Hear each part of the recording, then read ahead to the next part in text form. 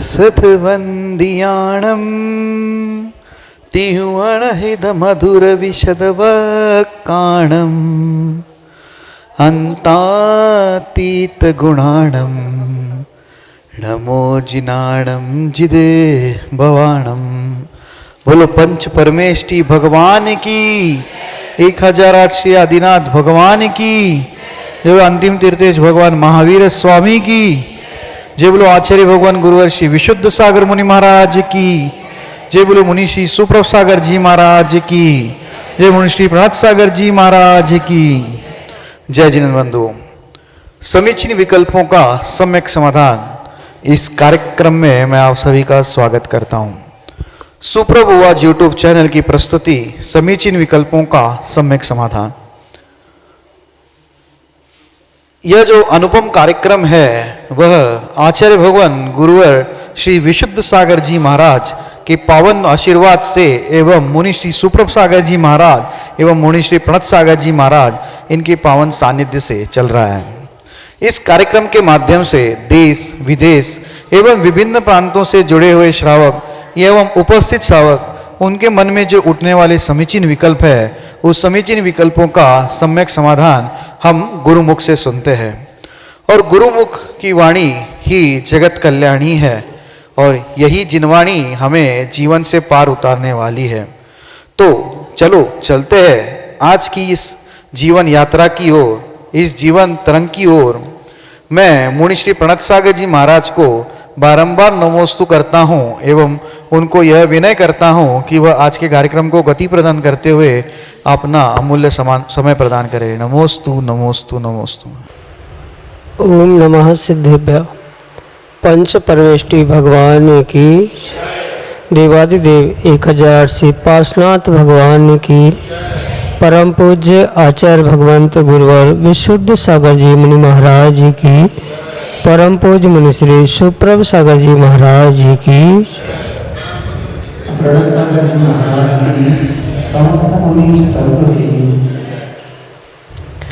समीचीन विकल्पों का सम्यक समाधान।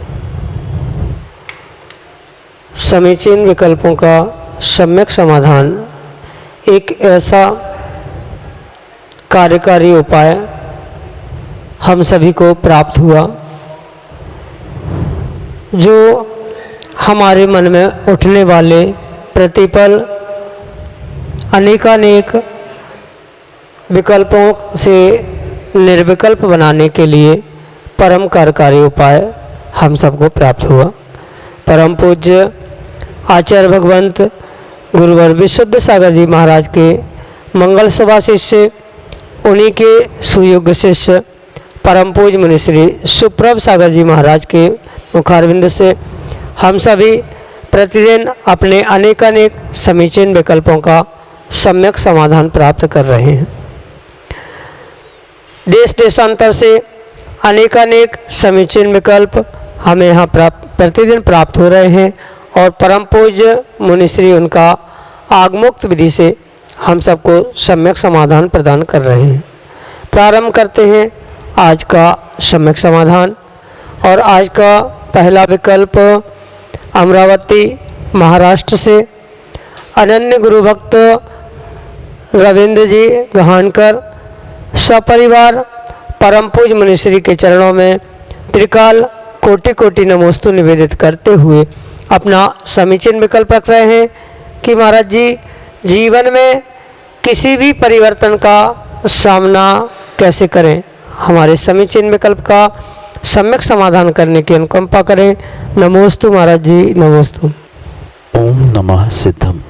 परम पूज्य आचार्य भगवान गुरुवर विशुद्ध सागर जी महाराज की,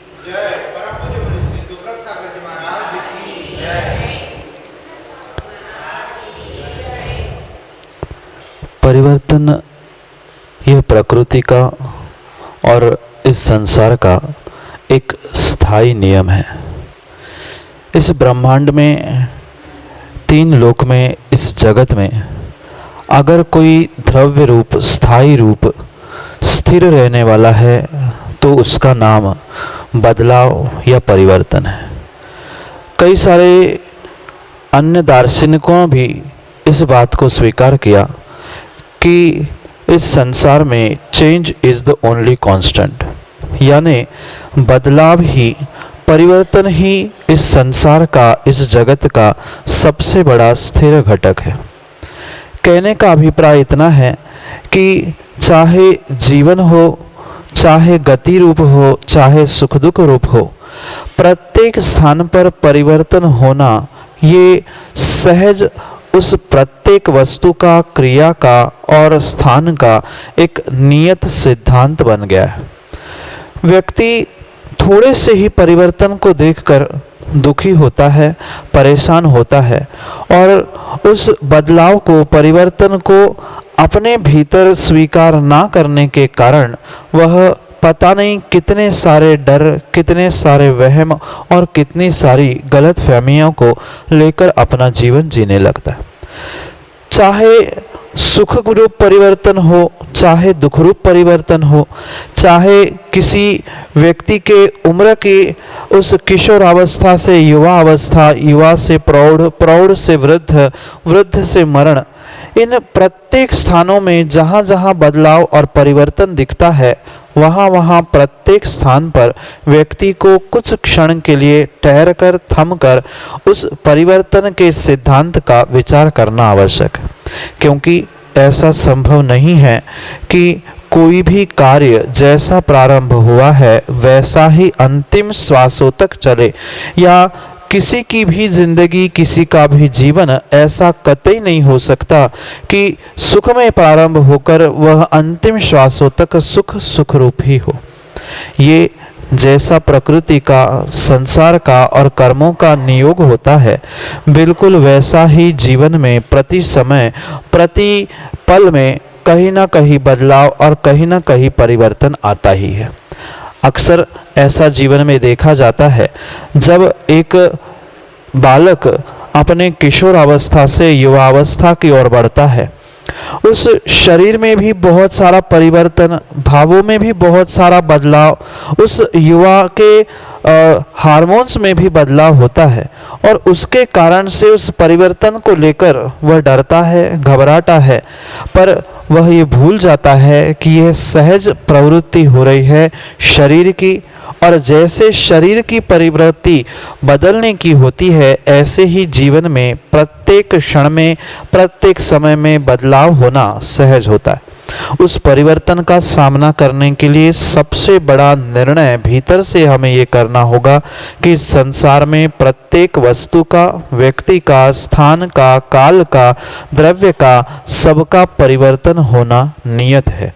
जब तक इस परिवर्तन की नियतता का बोध व्यक्ति को नहीं होगा, तब तक जीव नित्य ही परेशान होता रहेगा, मात्र उस परिवर्तन को और बदलाव को देखकर। मात्र शरीर में ही नहीं, अपितु उस उम्र के आयु के, समय के निश्चय बदलते बदलते जीवों के भावों में, परिणामों में भी बदलाव होता है, परिवर्तन होता है। जैसे बाल्य अवस्था में आप जो टॉफ़ी, गोलियां, बिस्कुट खाने में आनंद लेते थे, वह अब युवा और प्रौढ़ बनने पर आपको उसी बातों का उतना इंटरेस्ट या उसमें वह आनंद नहीं आता। जो आनंद युवावस्था में आता है वह वृद्धावस्था में, प्रौढ़ावस्था में नहीं आता, क्योंकि वहाँ अपने इंटरेस्ट यानी रुचि में भी परिवर्तन आ चुका होता है। ऐसे ही जीवन में किसी भी प्रकार का बदलाव हो, चाहे सुख से दुख का हो, चाहे दुख से सुख का हो, प्रत्येक समय में हमें उस बदलाव को यही मानकर स्वीकार करना होगा कि जीवन में सतत रूप से बदलाव होना यही जीवन का एक पहलू है। या जीवन को अगर बहुत अच्छे से समझना है तो जीवन बदलाव के बिना, परिवर्तन के बिना जीवन होता ही नहीं। जैसे कि आपने देखा होगा कि कोई भी व्यक्ति ईसीजी आदि निकालने के लिए अस्पताल में पहुंचा और वहाँ पहुँचने पर जब ईसीजी पे कागज़ पर जब रिपोर्ट आती है तो वहाँ आपने ग्राफ में भी देखा होगा कि कभी ऊपर कभी नीचे, कभी नीचे कभी ऊपर, वह लाइफ लाइन ऊपर नीचे होती है। और जब तक वह लाइफ लाइन में परिवर्तन हो रहा है, ऊपर नीचे पना आ रहा है, तब तक ही डॉक्टर कहते हैं ये जीवित है। और वही लाइन कुछ समय के लिए सीधे रूप में चलने लग जाए तो डॉक्टर कहते हैं ये खत्म हो चुका। ऐसे ही जीवन में भी सुख दुख रूप परिवर्तन हो, चाहे अच्छे बुरे रूप परिवर्तन हो, आयु का परिवर्तन हो, काल द्रव्य क्षेत्र आदि का परिवर्तन हो, यह जीवन का दूसरा पर्यायवाची नाम ही हमें परिवर्तन स्वीकार करना होगा। तभी जाकर इस जीवन में हम अपने उस परिवर्तन को स्वीकार करते हुए चंद क्षण, चंद समय सुख का बोध या सुख का आनंद ले सकते हैं, अन्यथा नहीं ले सकते। क्योंकि जैसे आगम के परिप्रेक्ष्य में भी हम अगर द्रव्य का वस्तु का स्वरूप समझे तो आचार्य भगवान भी उसे उत्पाद व द्रव्यात्मक कहते हुए ये समझाते हैं कि प्रत्येक द्रव्य का और वस्तु का उत्पन्न होना, नष्ट होना और फिर भी उसमें द्रव्यता सिद्ध रहना, ये उसका त्रैकालिक सत स्वरूप है। और उस सत स्वरूप को ही समझने के लिए हमें प्रकृति का, स्वभाव का, शरीर का, भावों का और साथ साथ सुख दुख का भी परिवर्तन सतत होता है, ये निर्णय भीतर से करना बहुत आवश्यक है। क्योंकि परिवर्तन ही संसार का, परिवर्तन ही जीवन का पर्यायवाची नाम है। जब तक उस परिवर्तन को हम पहचानेंगे नहीं, जानेंगे नहीं, तब तक उस प्रत्येक परिवर्तन में हमें कहीं ना कहीं परेशानी, दुख, कष्ट अवश्य ही आएंगे। ये सहज जैसे शरीर का और प्रत्येक क्रिया का परिवर्तन हमें दिखता है, ऐसे ही हमारे कर्मों का भी सुख दुख रूप बदलाव रूप परिवर्तन होता है। उस समय पर मात्र और मात्र हमें यही निर्णय करना है कि भले ही हमारा ये बदलाव, ये परिवर्तन आज दुख में ही हो, पर जब सुख से बदलकर दुख का परिवर्तन हुआ है, दिन से रात हुई है, तो रात से कल पुनः दिन भी होगा, दुख से पुनः सुख में भी परिवर्तन होगा, शुभ से अशुभ, अशुभ से शुभ, ये प्रति समय में या नियत समय में होने वाला परिवर्तन सहज प्रकृति का, जीव का और जीवन का, द्रव्य का स्वभाव होता है। और जिसने इस स्वभाव को, परिवर्तन को, इस बदलाव को, चेंज को स्वीकार कर लिया है, वो ही जीवन में सुखी हो सकता है। अन्यथा वह सुख को प्राप्त करके भी इतना बेहोश हो जाता है। कई बार आपने देखा होगा किसी भिखारी गरीब व्यक्ति को 1,00,000 2 लाख की लॉटरी लग गई, सुख मिला था पर वह बदलाव को सहन नहीं कर पाया, परिवर्तन को झेल नहीं पाया और वहीं पर हार्ट अटैक आकर उसकी मृत्यु हो गई। चाहे सुखरूप परिवर्तन हो, चाहे दुखरूप परिवर्तन हो, अच्छा बुरा बदलाव हो, प्रत्येक समय में व्यक्ति को अपने आप को उस बदलाव के साथ बदलने का प्रयास करना, यही उसके लिए उस परिवर्तन का सामना करना है। व्यक्ति इसलिए संसार में दुखी है कि वह सामने वाली परिस्थिति बदल रही है, सामने वाला व्यक्ति, समय, काल, द्रव्य बदल रहा है, तो अपने आप को बदलने की शक्ति जीव नहीं रखता। इसी कारण से वह संसार में दुखी है। इसलिए सबसे पहला उस परिवर्तन का सामना करने का साहस हमें जुटाना होगा। किस प्रकार से? इस प्रकार से जैसे बदलाव होना इस संसार का नियम है। Change is the only constant. बदलाव, परिवर्तन ही प्रकृति का पहला स्वभाव सिद्धांत है। ये पहली बात हमें दिलो दिमाग में बिठानी होगी। और दूसरी बात, जो जैसा बदलाव जिस समय पर हो रहा है, वैसा बदलाव मेरे भावों में, मेरी सोच में और मेरे विचारों में, इन सब में होना अनिवार्य है। तभी उस बदलाव के साथ हम बदलते बदलते जीवन में सुखी हो सकते हैं, उन बदलावों का सामना कर सकते हैं, परिवर्तन को जीवन में प्राप्त करके परिवर्तन का सामना कर सकते हैं। अन्यथा वह सब बदल जाए और हम नहीं बदल पाए तो हमें हमेशा ही दुख होगा और उस परिवर्तन का हम सामना नहीं करने के कारण इस संसार में, परिवार में, घर में, समाज में वह दुखी होते रहेंगे। चाहे घर हो, समाज, परिवार, देश, राष्ट्र, प्रत्येक समय पर वहाँ कहीं ना कहीं बदलाव होना अनिवार्य ही हुआ करता है। जब सब बदल रहे हैं तो हमें भी कुछ अंशों में उस बदलाव को स्वीकार करते हुए अपने में भी बदलाव लाना होगा। यही उस बदलाव के या परिवर्तन का सामना करने के लिए श्रेष्ठ कार्य है, अन्य नहीं, अन्यथा नहीं। अगला विकल्प गोरखपुर उत्तर प्रदेश से अनिल जैन नायक परम पूज्य मुनिश्री के चरणों में बारंबार नमोस्तु निवेदित करते हुए अपना समीचीन विकल्प रख रहे हैं कि महाराज जी सभी भरत, ऐरावत और विदेश क्षेत्रों में गृहीत मिथ्यात, रागी देशी, कुदेव आदि की स्थिति काल के अनुसार कब कब और कैसी रहा करती है। हमारे समीचीन विकल्प का सम्यक समाधान करने की कृपा करें। नमोस्तु महाराज जी, नमोस्तु। मिथ्यात के जो दो भेद आचार्य भगवान बताते हैं, गृहीत मिथ्यात, अगृहीत मिथ्यात। उस गृहीत मिथ्यात की अपेक्षा से हमें आगम के परिप्रेक्ष्य में यही बात स्वीकार करनी होगी, जहाँ कर्म भूमि की व्यवस्था होती है और कर्म भूमि की व्यवस्था के साथ साथ जहाँ पंचम काल, छठे काल आदि का परिवर्तन होता है, ऐसे उन काल परिवर्तन होने वाले क्षेत्रों में ही उस गृहीत मिथ्यात का रागी द्वेषी देवी देवताओं की मान्यता, उनकी प्रतिमा आदि पूजने रूप जो द्रव्य मिथ्यात, गृहीत मिथ्यात कहा गया है, वह मात्र उन्हीं कालों में और उन्हीं क्षेत्रों में होता है जहाँ पंचम छठे काल का परिवर्तन होता। जैसे कि विकल्प में आपने पूछा है, जो भरत, ऐरावत और विदेह, इन तीन क्षेत्रों को भले ही कर्म भूमि कहा जाता हो, पर विदेह में सतत चौथा ही काल होने के कारण से वह वहाँ पर जो भरत और ऐरावत के निमित्त से पंचम काल में जो गृहीत मिथ्यात, द्रव्य मिथ्यात रूप परिणमन दिख रहा है, वह वहाँ पर नहीं होता।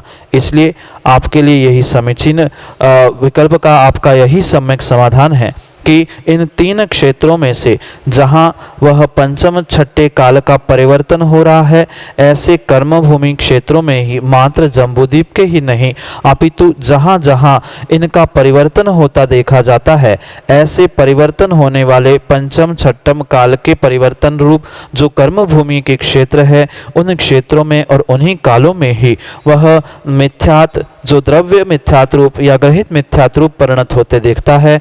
अन्य किसी स्थानों पर वह गृहीत और द्रव्य मिथ्यात नहीं दिखता।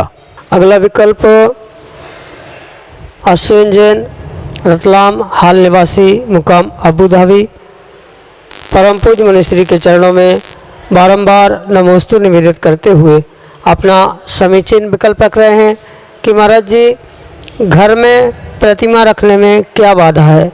यदि अभिषेक और प्रतिष्ठा नहीं कर रखी हो तो हमारे समीचीन विकल्प का सम्यक समाधान करने की अनुकंपा करें। नमोस्तु महाराज जी, नमोस्तु। कुछ एक आचार्य भगवंतों ने 3 प्रकार के चैत्यालय की व्याख्या की, जिसमें जो सामूहिक मंदिर के रूप में होता है वह एक चैत्यालय, दूसरा चल चैत्यालय और तीसरा गृह चैत्यालय। जो गृह चैत्यालय की व्याख्या कुछ ग्रंथों में आचार्य भगवंतों ने की है, उनके अपेक्षा से जो प्रतिष्ठित भगवान या जिनका अभिषेक पूजा करने योग्य जो प्रमाण से स्थापित की गए हैं, ऐसी प्रतिमाओं को, ऐसे भगवान की मूर्ति आदियों को गृह में योग्य स्थानों में विराजमान करने में कहीं भी किसी भी प्रकार से दोष नहीं है। पर ये बात बहुत अच्छे से समझना कि वहाँ मर्यादा, स्थान, द्रव्य, क्षेत्र, काल आदि की शुद्धि, इन सब का परिपूर्ण रूप से विवेक रखना अति अनिवार्य रूप से आवश्यक वहाँ पर है। इसलिए जो प्रतिष्ठित भगवान है, जिसको हम अभिषेक पूजा करने के योग्य मानते हैं, जो आगम के परिप्रेक्ष्य में परिपूर्ण रूप से प्रमाण में है, धातु, रत्नमय आदि जिस योग्य द्रव्य से बनी हुई प्रतिमा है, ऐसी प्रतिष्ठित प्रतिमा को हम गृह में गृह चैत्यालय बना के योग्य स्थान पर रख सकते हैं।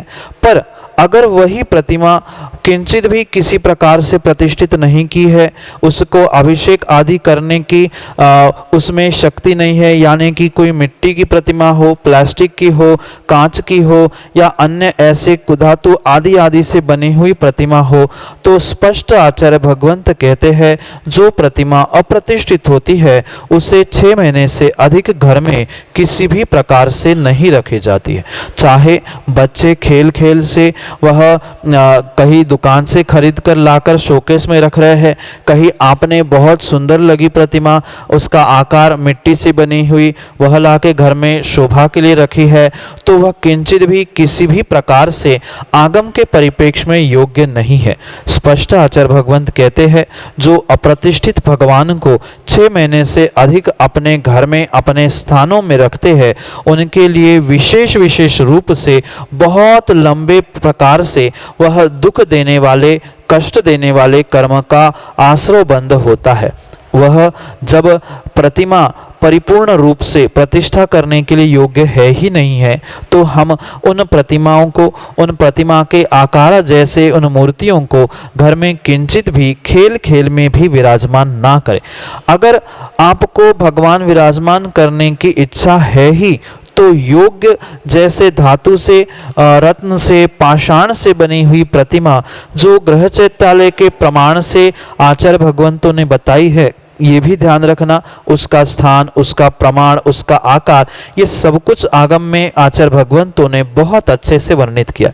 उस प्रमाण में उस प्रकार की ही प्रतिष्ठित प्रतिमा आप अगर गृह चैत्यालय बनाकर विराजमान कर रहे हो तो उसमें दोष नहीं है, पर किंचित भी वह प्रतिष्ठित नहीं है, पूजने योग्य नहीं है, मात्र दर्शन करने के लिए, देखने के लिए या दूसरों को बताने के लिए ऐसी प्रतिमा को हम घर में विराजमान कर रहे हैं, तो वह किंचित भी घर में रखने योग्य नहीं है। चाहे उसका रूप बिल्कुल हूबहू वैसा हो, बिल्कुल स्वरूप भी प्रतिमा का वैसा हो, वह प्रमाणित भी क्यों ना हो, रत्नमय भी क्यों ना हो, पर किंचित भी घर में रखने योग्य नहीं है। घर में ही नहीं अपितु आचार्य भगवंत कहते हैं मात्र गृह चैत्यालय में नहीं, अपितु जो मंदिर का रूप लेने वाला सामूहिक सामाजिक मंदिर चैत्यालय आदि भी होता है, वहां पर भी अप्रतिष्ठित प्रतिमा लंबे समय तक रखने का परिपूर्ण रूप से निषेध है। इसलिए आपको अगर दर्शन करने की अभिलाषा, भगवान की पूजा अभिषेक करने की इच्छा है ही तो बहुत अच्छी बात है। आप उस गृह चैत्यालय के विषय में विशेष जानकारी लेते हुए घर में प्रतिष्ठित प्रतिमा विराजमान करें, द्रव्य, क्षेत्र, काल, भाव, इन सबकी शुद्धि के साथ। पर अगर आपके पास वह शुद्धि, स्थान, योग्यता नहीं है तो आप परिपूर्ण रूप से अप्रतिष्ठित प्रतिमा को घर में किसी भी प्रकार से ना रखें, यही आपके लिए सम्यक समाधान। अगले विकल्प के लिए गुरसराय झांसी उत्तर प्रदेश से हमारे सामने है आदित्य जैन छोटू। मुनिश्री के चरणों में नमोस्तु नमोस्तु नमोस्तु। मुनिश्री, मेरा प्रश्न यह है कि आहारों से पहले साधुओं की पूजा क्यों की जाती है? कृपया सम्यक समाधान करें। नमोस्तु महाराज जी। निर्ग्रंथ मुनिराज रोटी के या भोजन के भूखे नहीं होते, अपितु वे भक्ति के भूखे होते हैं। जहाँ उनके लिए नवदा भक्ति पूर्ण रूप से मिलती है, निर्ग्रंथ मुनिराज वहीं पर उसी चौके में आहार करते। जो मात्र चंद टुकड़ों के लिए भोजन करते हैं, उस भोजन को ग्रहण करने वाले श्रावक हुआ करते हैं और उनका भोजन होता है। निर्ग्रंथ मुनिराज जो आहार ग्रहण करते हैं वह अपने ऐष्णा समिति का पालन करते हुए 46 दोषों को टालते हुए नवदा भक्ति पूर्वक जिस श्रावक के घर में योग्य कुल, योग्य आचरण वाले योग्य श्रावक के घर में जहाँ नवदा भक्ति पूर्ण होती है, वहीं पर निर्ग्रंथ मुनिराज अपनी एक समय की उस भूख क्षुधा को मिटाने के लिए अल्प भोजन आहार ग्रहण करते। उस नवदा भक्ति में सबसे पहली भक्ति है पड़गाहन करना। पुनः पड़गाहन करके, पड़गाहन का मतलब जो आप मंदिर के बाहर या घर के द्वारे पर अत्रो करके मुनिराज का प्रतिग्रहण करते हैं, उनको परिक्रमा लगाते हैं। उसके उपरांत घर में ले जाकर उच्चासन प्रदान करना, उच्चासन में बिठाने के उपरांत उनका पाद प्रक्षालन करना, पाप प्रक्षालन के बाद उनकी पूजा करना, पूजा के बाद नमोस्तु कह के हुए नमस्कार करना, फिर मन की शुद्धि, वचन की शुद्धि, काय की शुद्धि और फिर अंतिम भक्ति आहार जल शुद्ध है। ये नौदा भक्ति का स्वरूप कहा गया। इन नौदा भक्ति में से भी कोई भी भक्ति अगर कमी है, कम हो गई है, तो वह निर्ग्रंथ मुनिराज उस चौके में, उस स्थान पर आहार नहीं करते। माना कि किसी ने पड़घान तो कर लिया पर पाद प्रक्षालन करना भूल गए, तो वह उस चौके में, उस स्थान पर आहार नहीं करते। पाद प्रक्षालन का अर्थ माँ ये भी नहीं है कि मात्र हमने पानी पैरों पे ढाल दिया, वह पाद प्रक्षालन नहीं है। अपितु जो गंधोदक है उसको अगर विनयपूर्वक हमने माथे पे नहीं लगाया है तो वह परिपूर्ण रूप से पाद प्रक्षालन की क्रिया नहीं हुई है। जो प्रतिग्रहण यानी पड़गाहन करने के बाद हम घर में ले गए थे, वहाँ पर उच्चासन की शुद्धि, मन शुद्धि, वचन शुद्धि के साथ साथ वह पाटा उच्चासन शुद्ध है, पाटा उच्चासन ग्रहण करे, ऐसा वचन जब तक नहीं होता तब तक निर्ग्रंथ मुनिराज पाटे पर नहीं बैठते, और उच्चासन की शुद्धि नहीं है तब तक वह भक्ति नौदा भक्ति पूर्ण नहीं कहलाई जाएगी, इसलिए वे वहां से लौट भी सकते। पुनः पाद प्रक्षालन के उपरांत जो पूजा का स्वरूप बताया है, पूजा का अर्थ ये नहीं है कितनी भी जल्दी क्यों ना हो आदित्य भाई, पर अर्घ्य चढ़ाकर वह पूजा का स्वरूप नहीं माना जाता। जो 8 द्रव्यों से 8 प्रकार से पूजा लिखी गई है, स्थापना, स्थापना के बाद 8 द्रव्य, उसके बाद अर्घ्य और अर्घ्य के बाद पुनः जयमाला, यही स्वरूप वास्तविकता में पूजा का है। किंचित भी कोई हड़बड़ी में, अविवेक में, कुछ भी अंशों में पूजा का अंग हीन हो रहा है, या स्थापना नहीं की है, अर्घ्य नहीं चढ़ाया है, जयमाला नहीं की है, कोई द्रव्य छूट गया है, तो वह पूजा परिपूर्ण रूप से पूजा नहीं कहलाती है। एक बात बहुत अच्छे से बेटा समझना, पूजा के लिए कोई मेरी पूजा करे इसलिए निर्ग्रंथ मुनिराज आहार करने नहीं जाते, अपितु आचार्य भगवंतों ने ये विधान ऐसा लिखा है कि जब तक श्रावक की भक्ति नहीं है, वह नौदा भक्ति में पूजा का जो अंग कहा है, वह महाराजों को पूजा करने का शौक है इसलिए चौके में जाकर पूजा नहीं करते, अपितु ऐसा तीर्थंकर भगवान का अपने दिव्य ध्वनि में मिला हुआ संदेश है, जो कि मूलाचार आदि ग्रंथों में निर्ग्रंथ मुनिराजों के लिए और श्रावकाचार आदि ग्रंथों में श्रावकों के लिए नौदा भक्ति करना और साधुओं के लिए उसे ग्रहण करना, तभी आहार ग्रहण करना, ऐसा विधान लिखा है। बहुत सारे जीवों का यही भ्रम है कि जब साधु चौके में पहुंचने के बाद ही पूजा क्यों करवाते हैं, पहले यहाँ करवा ले और फिर वहाँ सीधे जाके आहार करे। पुनः मैं कहता हूँ, निर्ग्रंथ मुनिराज रोटी के टुकड़ों के या भोजन के भूखे नहीं होते। जहाँ ये नौधा भक्ति पूर्वक उनकी भक्ति पूर्ण होती है, वहीं पर वे आहार ग्रहण करते हैं, अन्यथा नहीं करते। ये नौधा भक्ति पूर्वक आहार ग्रहण करना उनकी ऐषणा समिति आदि उनके समिति के उन महाव्रत रूप 28 मूल गुणों में अंतर्गत समाविष्ट होने के कारण से उनको पूजा, पाद प्रक्षालन, नमोस्तु कहलवाना, मन शुद्धि, वचन शुद्धि आदि का उच्चारण करवाना, यह बातें अनिवार्य रूप से आगम ग्रंथों में आचार्य भगवंतों ने बताई है। इसलिए परिपूर्ण रूप से जो पूजा के अंग है, स्थापना, 8 द्रव्य, अर्घ्य, जयमाला, ये पूर्ण होने के उपरांत जब श्रावक नमोस्तु कहता है, तभी उसका नमस्कार रूप वह अगली भक्ति पूर्ण होती है। उसके उपरांत मन शुद्धि, वचन शुद्धि और काय यानी शरीर की शुद्धि, ये शुद्धि 3 होने के बाद अंतिम रूप में जो आहार जल शुद्ध है बोला जाता है, वही उसकी नौदा भक्ति कहलाती है। और जब तक ये 9 भक्ति में से एक भी भक्ति में कहीं कमी हो, एक भक्ति नहीं किसी भक्ति में भी कुछ कमी हो, जैसे कि मैंने कहा पाद प्रक्षालन किया, गंधोदक नहीं लगाया, पूजा कर ली, नमोस्तु नहीं बोला, मन शुद्धि वचन शुद्धि बोली, पर उसके बाद नमोस्तु नहीं बोला, तो वह नवदा भक्ति परिपूर्ण रूप से पूर्ण नहीं माने जाते। इसलिए वह नवदा भक्ति पूर्वक ही उन्हें 46 दोषों को टालकर आहार ग्रहण करना योग्य कुल, योग्य श्रावक के घर में, यही उनकी ऐषणा समिति कहलाती है।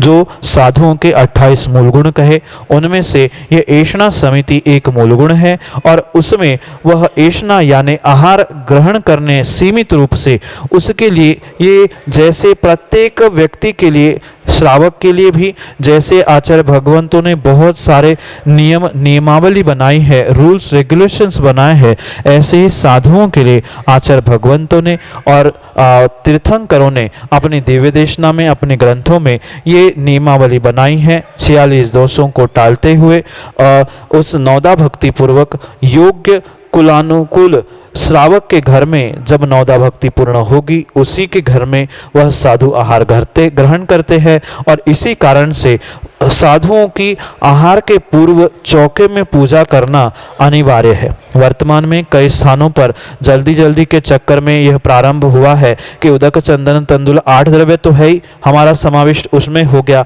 अर्घ्य का अर्थ मां किंचित भी पूजा नहीं कहलाता। पूजा स्वतंत्र रूप से एक एक द्रव्य, जैसा हम भगवान की एक एक रूप से द्रव्य से पूजा करते हैं, बिल्कुल वैसी ही पूजा करना अनिवार्य है। क्योंकि अर्घ्य अर्घ्य ही होता है, भले ही 8 द्रव्य अर्घ्य में है, पर अर्घ्य पूजा में समाविष्ट नहीं होता।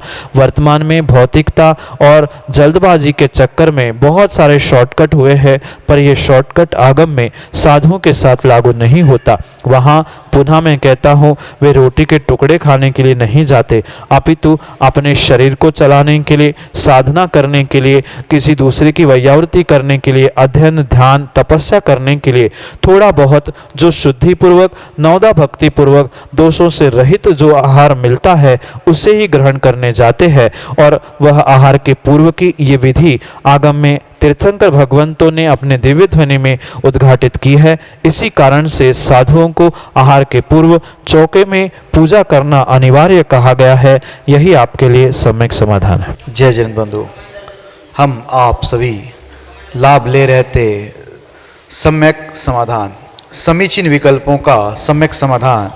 यह कार्यक्रम प्रतिदिन 5:13 पे YouTube चैनल सुप्रभु वाच पे प्रसारित होता है।